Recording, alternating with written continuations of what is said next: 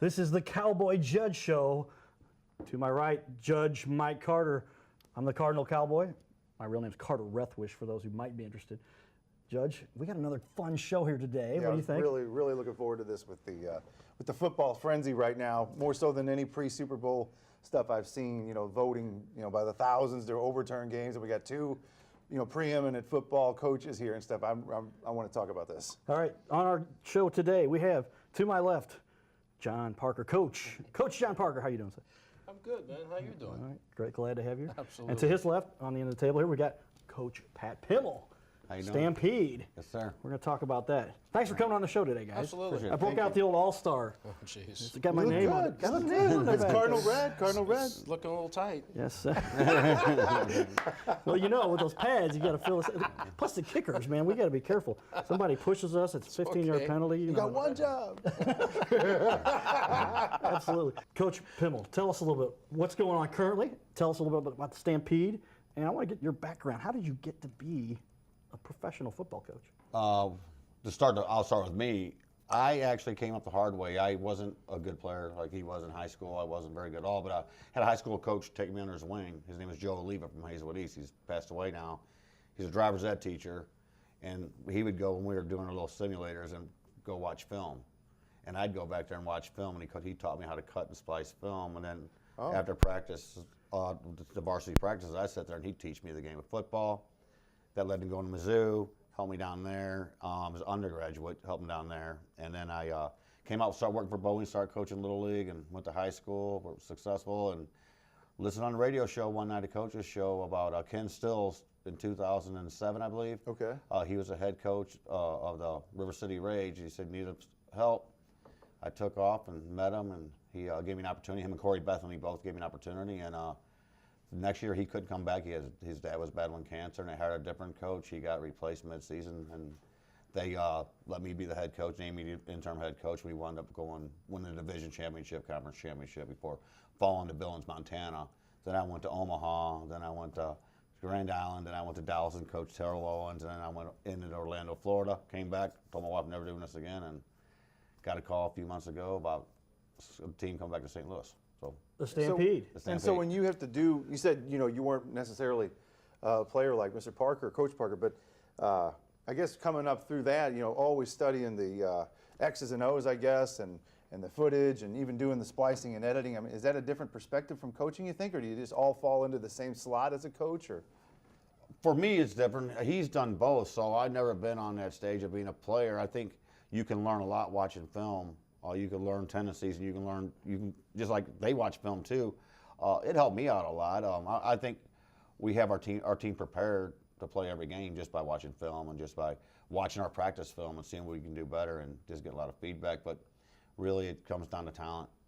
The more talent you got, the better coach I am. And Coach Parker, you've done, he's at the Family Arena in St. Charles County, and then you were, the Monsters played there. You were a couple of games you coached there. Yeah. Was your take or similar to his or different? Or? Well, the professional ranks are different. I mean, I had a high school job, and then I would work for Larry Kinbaum at WashU on Larry's first staff down there. Oh. And then I moved on into the Division I, 1AA ranks. I was a head coach of Division II for 9 years.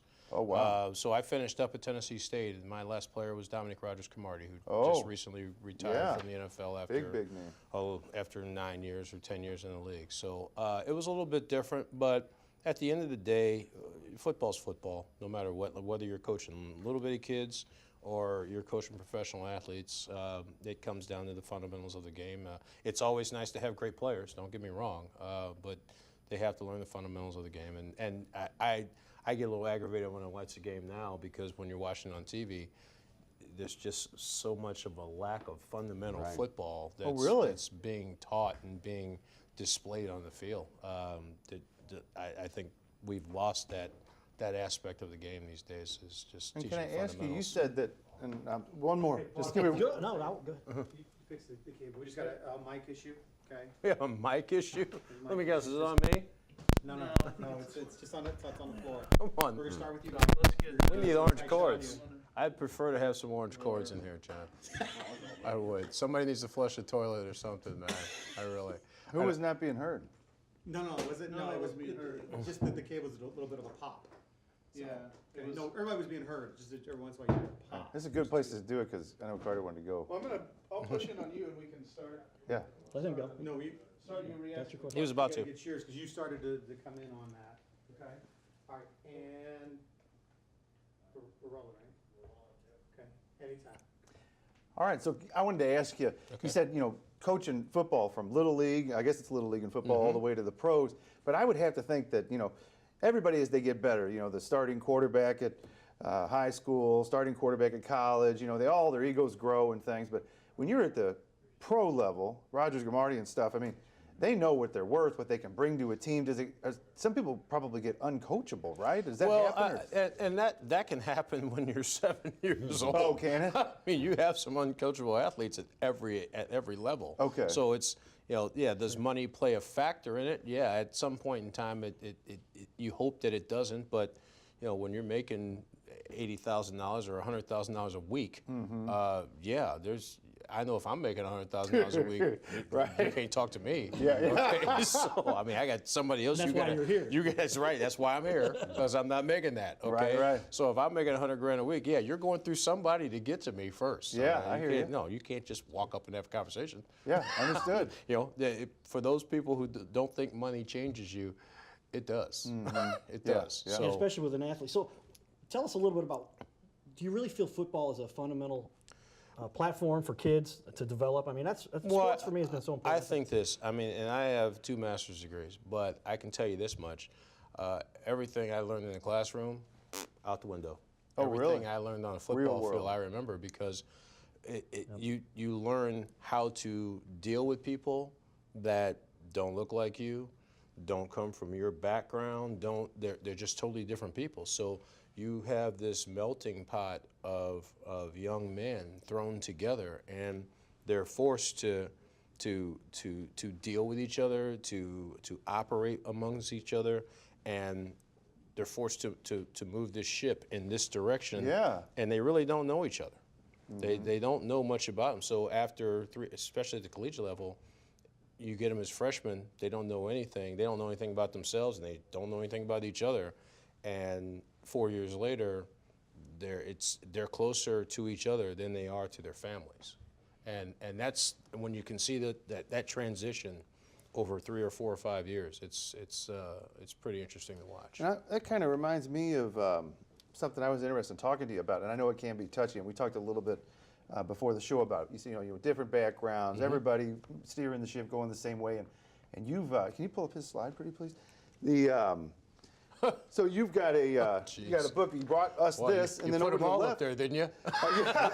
Good Well, God. on the left there, you got a book. I think it's kind of focused on Michael Brown and Yes. some of that stuff, and that's been a heated thing It since was. August of 14. And has that taken you in some other directions you maybe never imagined? I know you said throw the classwork out the window, and the real world stuff maybe is what guides the ship. And how's that going? Yeah, Or what- for me, I've always been a fairly outspoken person.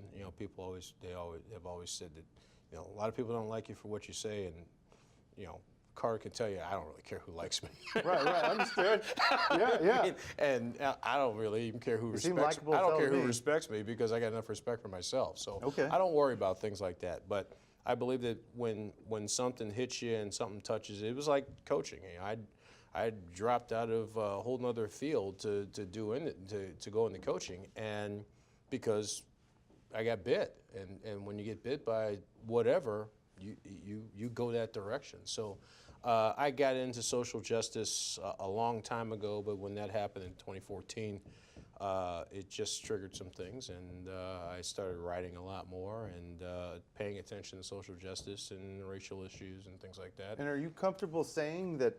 I mean, there's more and more talk. As far I'm 47, I guess now, and I grew up, I guess fair lower class, middle class life or something. But I don't remember, and I think you get selective memory and things like that. I'm aware of that, but I don't really remember the talk about racial divides and all the things that we've heard with the president and things lately. Sure. And have you found? Do you think that is that a fishbowling where 8% of the population thinks it's a big deal, and then the media runs with it, or do you think it is rampant, or somewhere in between? Well, I think, and I don't want to turn this into a big political deal, but Oh, I do. I No, think. I'm just well, joking. well, listen, I would love to, Right, but right. we ain't got that much time. I understand. I'm sorry. And I want you to remain on the air. Right, Okay. right, okay. I do. Okay. So I mean, we can go that way, but Okay, all okay. right. But I think that.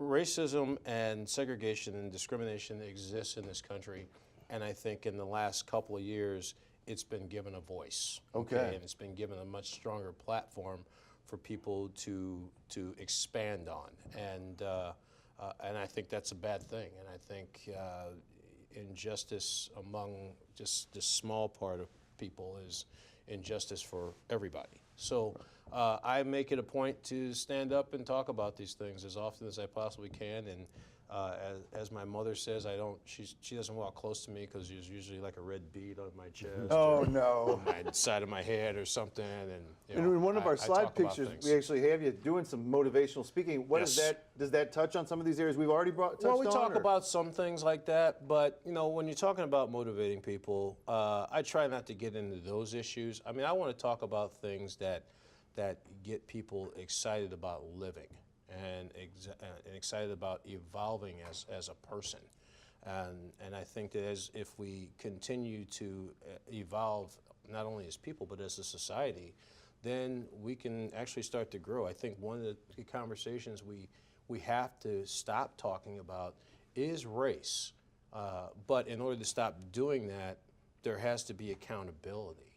And at this point in time, the history of our country, this country's never been held accountable for the treatment of its own citizens. Understood. So once that accountability is met, then you can start to talk about unity and get away from race and start talking about culture. Okay. Because even at this table right here, there's 4 people, but there's 4 different cultures. And culture is how you were raised and your atmosphere and who your parents were and how you grew up. Mm-hmm. You grew up differently than he grew up. He grew up differently than me. I know everybody grew up differently than me. Okay. And I grew up differently than Pat. So when you start talking about culture and get away from race, race is a caste system that was created 400 or 500 years ago. Okay. And it was put in place to keep people in control of a situation. Okay. If we stop talking about That's the way it works that, in India on like a more sanctioned basis, yeah, right? and it works that way here on a systemic level. Okay. Racism is not four guys from Alabama in a pickup truck running around screaming the N-word at people. Right, I hear you. Racism is in your boardrooms. It's in your classrooms. It's in your courtrooms. It's walking down the street next to you and you don't see it. Okay. You have the title of that book on the screen, but the last book was titled From Sheets to Suits. Oh, well, that's Okay. your book. Yeah. How many books have you written? I'm on my 5th now. And My is it- 5th one comes out in about a month or What's so. the name of it? Don't sit close because y'all get shot, okay? It's called Wake Up White America. Oh, really? Yes. Okay. So that'll be And so interesting. when you I'll get to be your- dead in about 6 months. When you so. get to your 3rd, 4th, or 5th book, does it roll out of you, pour out of you faster? This one took about a year to write, and it took about a year to write and about another 3 months to revise it because So much was going on? well, a lot was going on, and then I read it and I go, well, I do have children, and I don't want them to be murdered too. So you have to pull back on some things. Okay, you can be as passionate as you want to, but at some point in time, you have to think about safety. Right, right. Okay, and It says even me, who it's doesn't called care. Wake Up White America, right? Yes, that'll be out in about a month. I get into the whole discussion. This is where I get a little bit worked up about. These are guys I played football. We were in there fighting and breathing and bleeding together. And now all of a sudden, because of a certain background they have, I can't hang out with them. We can't be friends. It's just bizarre. It's tough. I mean, And it's a really, when you start talking about social justice and social issues, it's a fine line. It's a very fine line. And what I've found over the course of the last 4 or 5 years is that with all the incidents that have happened in the country, people's true colors come out about things. I mean, people I've known my entire life. God forbid you watch some posts on Facebook Oh or something. God, no! And I mean, people I've known my entire life in some cases don't have conversations with me anymore.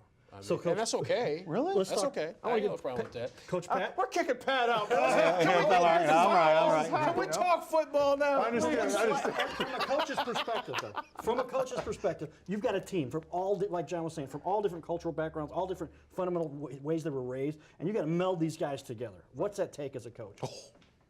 I Spitting baling wire, isn't it? Yeah, no, I don't think it's never came up. Everybody knows why. First thing, and my players are majority black. Okay, that's just in everywhere I coached in arena ball. I've never been black, Right. so I can't tell them how to feel because I never experienced what they've been through. Sure. And I try to keep politics and race and everything out of football. That's for the news, that's for Facebook, that's for CNN or whoever. I just try to focus on football, and I get the kids focused on football. I've never seen a team not come together or fall divide that I've coached over race. Never have. Never seen Yeah, that. I've never had that. Well, and either. that's what I'm saying. Ultimately, football, it's sports. That's why I like to put so much emphasis on the fact that I think sports is so fundamental to the maturation of kids. And it's like you were saying, it puts them into a position where it doesn't matter what that is. Right now, we have a goal to accomplish. It's to win this game, and none of that is of any substance. Team sports in general are that way because, it's not necessarily the competition on game day, but it's the practice times that players are going through, and let's admit it. I mean, practice could be rough, okay, but when you're looking, I always told my guys this is that when you're going through this, there's going to be a lot of people out there that when you're great, everybody's going to be patting you on the back, and when you're bad, they're going to pat you on the back, but it's going to have a knife in their hand. Okay, the only people that you can truly trust are the people who are in the fight with you every single day. So when you're sitting in that foxhole and the bullets start flying, in practice those bullets are rubber. Right. But In the game, and on game day, that's a live round flying by your head, and the only person you can trust is a guy who went through all of this with you during the week. Okay. And there's so much you that I got to think have we- his back, and he's got to have yours. And that's what we develop. Those skills now, those apply, and they get mixed up in our real world, right? And we All have the time. And we have to figure out how do we best accomplish whatever it is. And the backgrounds should have little to do with it. But there's all these presuppositions that we have where people are supposed to think this or feel this way based on what they see. And my experience with sports has really helped me realize none of that matters. It can be that way if you want it to be. If that's the perspective that you want to take, great. That's not going to help you. If you want to focus on getting something done, put all that aside. Let's jump in this boat together, start rowing, and we can get to where we want to go, no matter what that background was. Well, and like Pat, I'm not a political person when it comes to athletics. Okay, my players always refer to me as a universal butthole.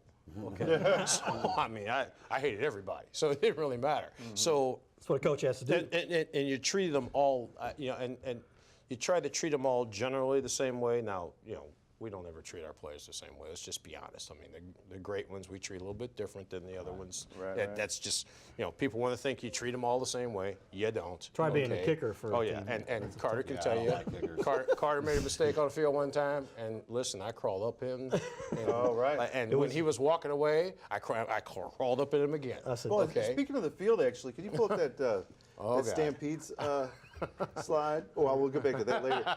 So, Coach Pimmel, you're going to be running the Stampede. We talked a little bit about it already. And congratulations on that, man. Oh, yeah. Absolutely. Awesome, it is. And for you guys to come here today and tell us a little bit about, I played football at a very young age and some things, but nothing. I don't qualify to hardly talk about it. So have you guys here to share with us some things we're going to talk about.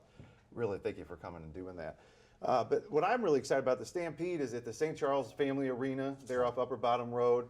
I spend a lot of time in St. Charles County as the judge out in Wentzville. And actually, I work for a place called Car Shield. We have Car Shield Field for the Rascals in O'Fallon. And it's been a pride of mine that, I brought that naming rights thing together for the stadium. It used to be T.R. Hughes Field, if you know. And how do you feel like the Arena League, I think in St. Louis, maybe more than anywhere else, of course, I'm kind of, Ozzie Smith captured everything that happened in St. Louis matters, but Kurt Warner, big-time quarterback. Everybody knows his story from bagging in Iowa or something and playing in the Arena Football League, and supposedly the greatest show on turf was some derivative of his fast-paced arena football playing. I may have all of that wrong, but that's my understanding. Is the coach there, you were saying earlier before we started shooting, Coach Pimmel, that some of your players have already been recruited by a different league or something like that. The arena football, fast pace, fast move. What can you tell us about it? Well, it's fast. I mean, it's definitely fast. It's exciting. It's a lot faster. You're more compacted with you got 4 or 5 players running on a 50-yard field instead of a 100-yard field. It looks Right. a lot faster. It's not as wide. I think it's still football. And there are players. There's other leagues. Our mission with the Stampede, or my personal mission, is we want to get the kids. Most of our kids, you look at our roster, have been with NFL camps, got released. They haven't gave up their dream yet. They're trying to get back. And them are the kids that we signed. You're going to see a younger roster than what you've seen here lately in St. Louis that have been, we lost Juwan Offray to the Alliance Football League. He gets an opportunity to go make $250,000 a year. Great That's for a lot. Juwan. You can't pass that up. That means more to me than it does a victory or anything else. We lost a couple more players to the league. So as you see these players getting signed on our roster, I hope most of them are not here halfway through the year. Understood. Yeah. And I hope none of them are here next And year. is I this hope a showcase for them? Like, are scouts and things at every other arena league game, or I don't know. If you've recruited the right way Yeah, they come. and you have the right players, you're only going to have them a short period.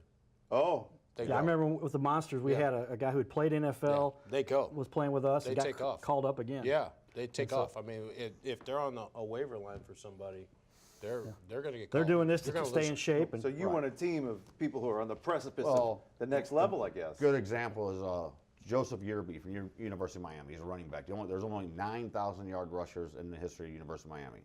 He was number 9. So he rushed for his sophomore year. He rushed for 1,009 yards, what have you. Well, he went to the NFL, declared early, probably made a mistake, declared for a draft early, didn't get drafted, went from workouts.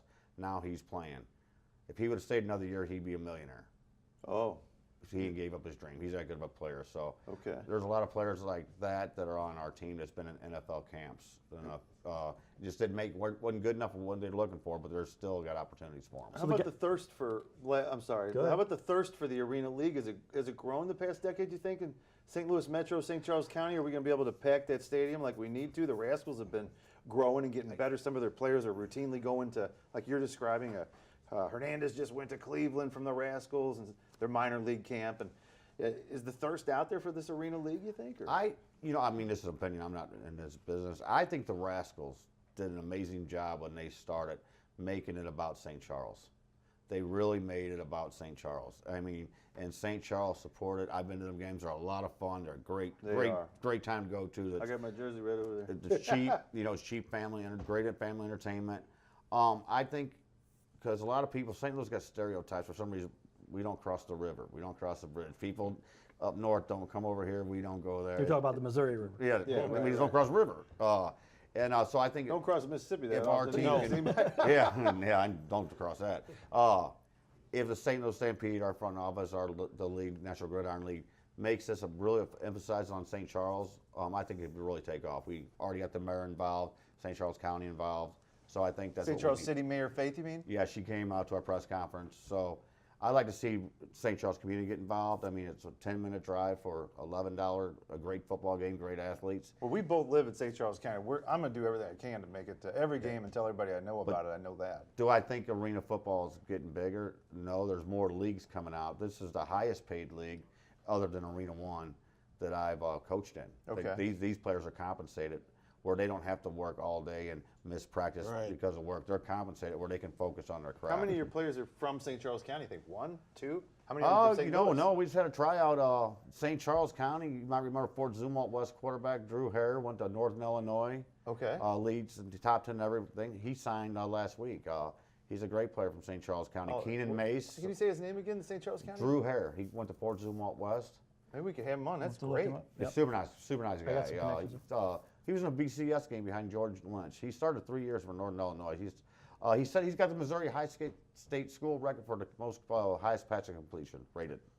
Is it this close? I mean, does it depend on the position?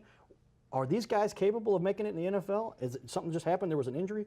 How close are we with The these guys? NFL is a numbers game. Yes. Okay, I mean you've got 54 players, and that's it, and they don't even dress that all 54 every week. So it's a numbers game. you know, even if you're going to the combine, they're taking the top 300 to the combine these days. Most guys don't even go to the combine anymore. They have their own private workouts for teams. So you're talking about a numbers game. There's a lot of guys that are sitting around with a phone sitting in front of them waiting for a phone call who could all play in the league very well. But it is a numbers game, and you can only have so many. So they're waving at us about time. I want to actually, we got football folks here. I want to just touch on this really quickly. In fact, we're probably going to skip past it, but we know this has caused a lot of consternation across the United States and the football world. And if you guys want to chat about it, we can. But I think more importantly, you see it here on the Super Bowl 53. I put this big asterisk. Have you seen this coming around the internet? Why is that? I just did it because I've seen it out there. Is it? Do you think? Is that just all nonsense? I think all of it is nonsense. The two best teams in the NFL are in the Super Bowl. Is that right? You are as And you good can't ever bet as your against Brady, record. right? You're as good as your record shows you. Well, I think this goes back to the constant issue that is, there's a hurdle, and this is when I went through my whole situation with my coma. My dad would come to me and say, "It's not the error that kills you; it's how you respond to that error." Right? yeah. I mean, how many times the Bartman for the Cubs, the Don Dinkinger call for the Cardinals? It's after 85. that. How do you bounce back or not? And there was many more plays after that. And now, given they might have won there it, was they many might more have. plays before that. And before, right? And the Saints got outplayed in the second half of that ball game. And so- it should have never come down to that one single play. And you can blame everyone And it else and didn't. say, ultimately, here's where we are. And now, bouncing back from it, is Sean Payton going to spend the rest of his life moping about this, or is he going to come back and coach the Saints next year? Absolutely not. Sean Payton's at work already. I mean, he's not worried about this. And kind that's of my stuff. point for I life just for don't people. like that the referees played that. The two best teams or the four best teams in football, the referees had influence on the outcome of the games, whether you like it or not. It Here's happened. Well, they have an influence on the game all the time, right? They're refing the game. Zoom on this with one of your But, cameras? but I'm a Saints fan. So I was curious. We saw this picture, with Gurley and the referees swapping jerseys. We know it's fake. A lot of people say whatever's on If it's Facebook. on Facebook, it's it real. has to be real. But what do you think? We might as well just move on to talking about the Super Bowl itself. Or you were going to say something, Coach Parker? I think that over the course of the next couple of years, they will put in an additional flag in the NFL where a coach can throw the flag on a no call Oh, really? to have it reviewed. Has that been discussed before? I'm sure it has been, and it's never come up publicly. On but a no call, I have that's to like a believe that negative. because they're also going to eliminate the kickoff over the next couple of years also. So what do we think? Are you guys comfortable enough? Two coaches, Arena Football League, Division I, all that. What's going to happen? Patriots versus the New England. Rams. I got New England by 4. Billions Four? of dollars on this. New England by 4, Coach Pimmel. I could never bet against Belichick and Brady. I think Yeah, they are a machine, right? I mean, they've been to this show enough times to know what to do and how to prepare. Sean McVay's done a heck of a job with the Rams without question. But And what is he, 18? he might as well 30, be. just he's turning As far as 33 I'm this week. concerned. Yeah. Yeah, 30. That wow. guy's living some kind of touch life or whatever you call that. Well, it's the Tecmo Bowl champions, so he's the best. Do you at see the Tecmo Bowl. footage? I wish I had the other footage where he's walking up and down the sidelines and he's got a personal avoider of collision guy touching his waist. When I started coaching, he was 3. There you go. Oh, wow. Oh boy! So this is going to be exciting. Stay tuned, ladies and gentlemen. This is the Cowboy Judge Show. Super Bowl coming up. It's going to be great. Stay tuned. We got Coach more. Parker, Coach Pimmel, thank you. Thank you for coming here. Thank you. Giddy up.